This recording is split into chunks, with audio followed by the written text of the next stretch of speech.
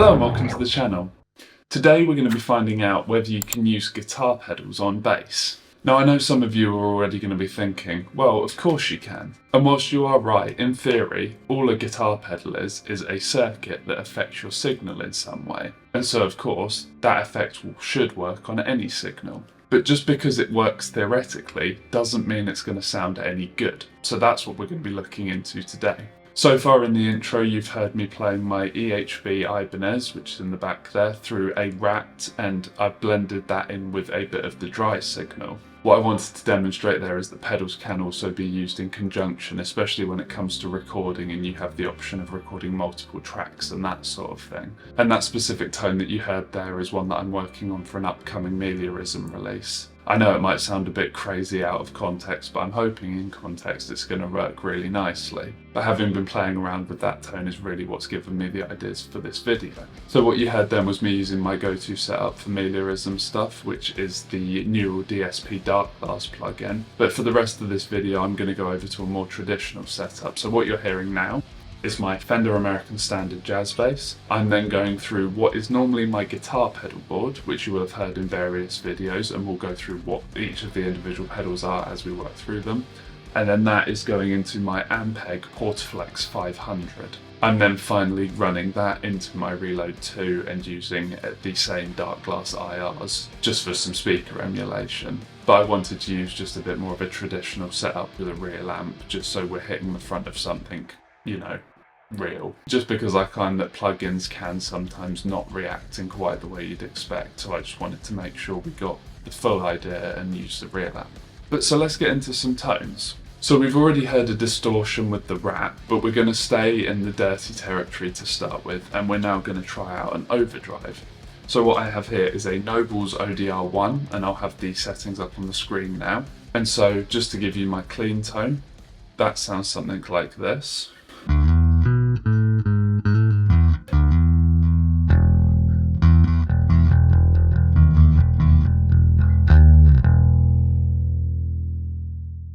And then if we kick in the ODR1, it sounds something like this.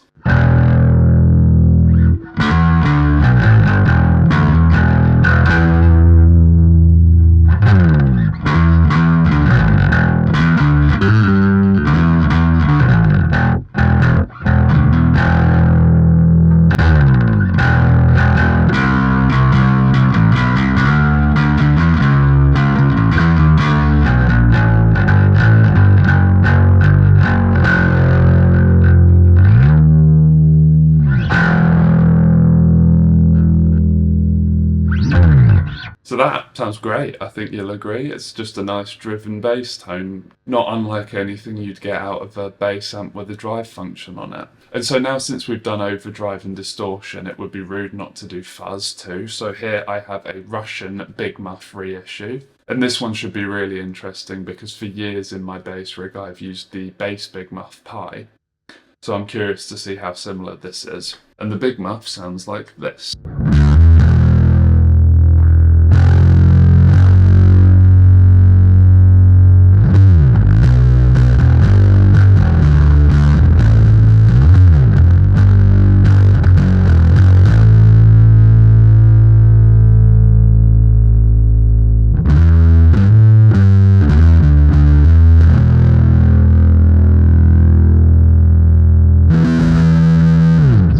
So I think again that sounds really good, and it is a very similar sound to the one that I get out of my bass Big Muff, as you'd kind of expect. But while we're here and talking about bass and guitar equivalents, that brings me on quite nicely to why you still might want bass related effects. The reason I say this now while we're talking about the Big Muff is the bass Big Muff Pi has a dry option, which is an option that I like to use. Just it gives you still a bit of clarity and a bit of solid low end as well as all the fuzzy stuff. And obviously with the guitar pedal you don't get that. And so for me personally, as someone who always does use that dry blend setting, I would miss that, and so I probably wouldn't choose to use the guitar pedal over the bass pedal.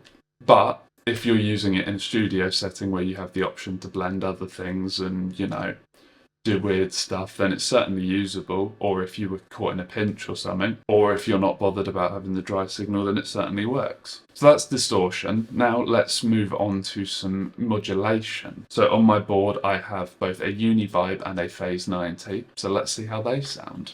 So we'll start off with the Uni-Vibe, which is set to quite a fast setting, and that sounds something like this.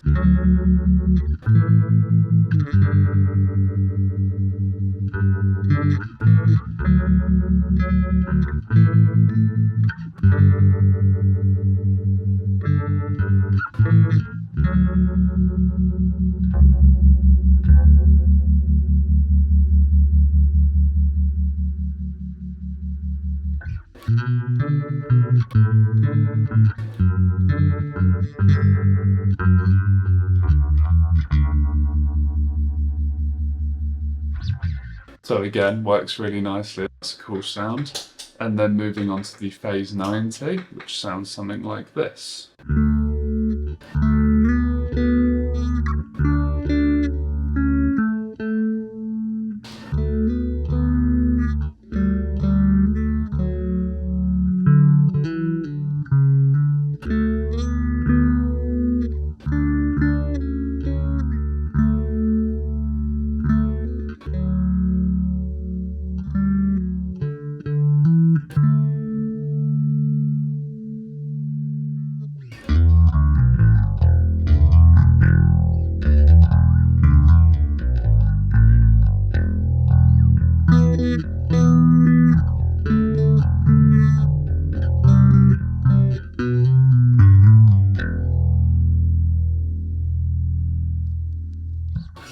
So to me that one doesn't work quite as well. I think for bass at least it's just too subtle and it's probably tuned to more guitar specific frequencies. For this one personally, I don't think it's terrible, but I would want something a bit more aggressive and sort of, you know, in your face as far as a phaser goes. But it still works.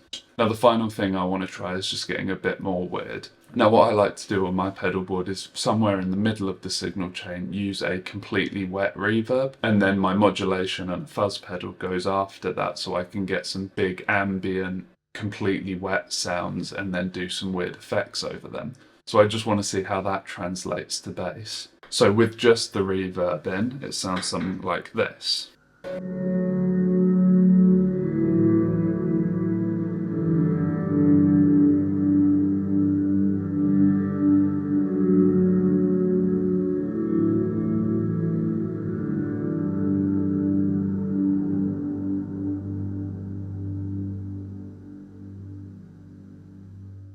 And then what I like to do is put something like maybe a fuzz over the top of it, which sounds like this.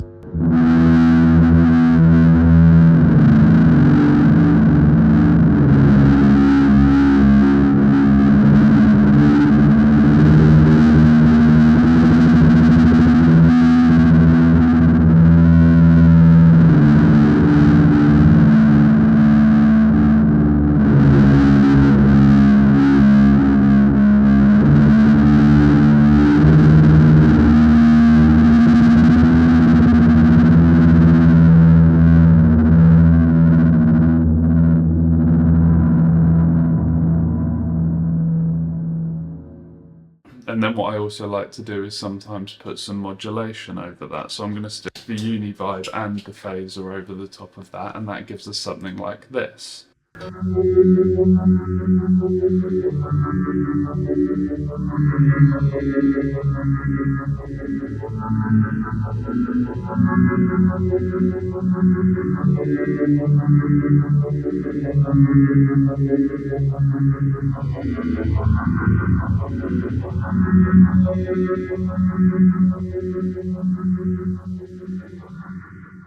So that gives you some really cool and weird noises. And I'm surprised actually by some of the really weird ambient tones that you can get when using a bass instead of a guitar. I think it works really well. But there you go, so there's a demonstration of a few different guitar pedals with a bass running through them. Hopefully you've come to the same conclusion from this video, and that's that I should definitely be using guitar pedals with my bass a lot more, because there are some really cool options and some great experimenting to be done.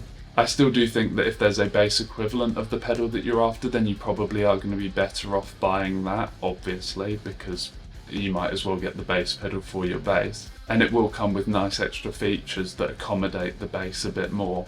Things that you often see are either dry blends, so you still have a solid foundation of your tone, or things like crossover on modulations, which basically only modulate the top end and again stop your low notes sounding a bit wobbly, out of tune, and just make sure that you're still playing your role as a bass player within the band. But that being said, if you are a bass player or you just have a bass lying around and you also have some guitar pedals, plug them in, have a play, and let me know down in the comments what you can come up with.